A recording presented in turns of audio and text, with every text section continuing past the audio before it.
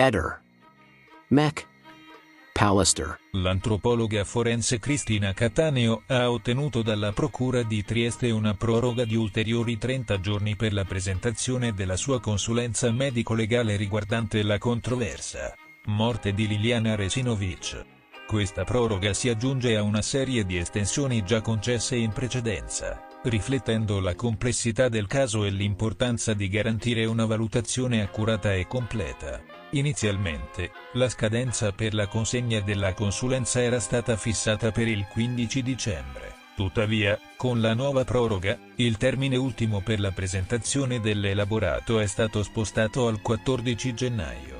Questo ulteriore periodo di tempo potrebbe risultare cruciale per il lavoro del team di esperti, che sta cercando di fare chiarezza su un caso che ha suscitato notevole attenzione mediatica e pubblica. L'elaborato in questione non sarà firmato solo dalla dottoressa Sei Cattaneo, ma anche da altri professionisti di spicco nel campo della medicina legale e dell'entomologia forense. I medici legali Stefano Tambuzzi e Biagio Eugenio Leone, insieme all'entomologo Stefano Vanin, fanno parte del collegio peritale che è stato incaricato dal sostituto procuratore Maddalena Chergia di redigere questa nuova relazione medico-legale. La collaborazione di esperti provenienti da diverse discipline scientifiche sottolinea l'approccio multidisciplinare che si sta adottando per affrontare le varie sfide investigative legate a questo caso. La nuova relazione medico-legale potrebbe rappresentare un punto di svolta nelle indagini. Infatti, potrebbe fornire nuovi elementi di prova che possano indirizzare le indagini verso nuove direzioni,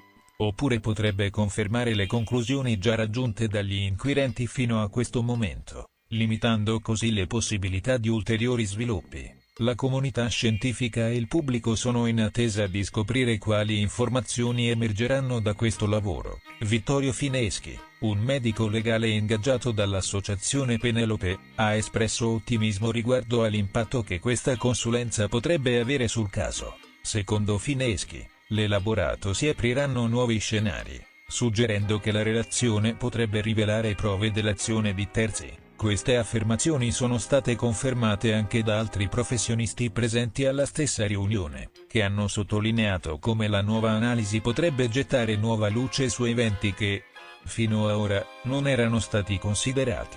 L'ipotesi che ne deriva è inquietante. Potrebbe darsi il caso che Liliana Resinovic sia stata vittima di violenza, colpita o aggredita dopo aver lasciato il suo appartamento in via Verrocchio. Se questa teoria dovesse trovare conferma nella relazione medico-legale, sarebbe un cambiamento significativo rispetto alle informazioni attualmente disponibili e potrebbe riaprire l'indagine su questo misterioso caso di morte. Con una tale complessità e un gran numero di domande ancora senza risposta, l'attenzione rimane alta e la comunità attende con ansia i risultati finali di questa approfondita analisi.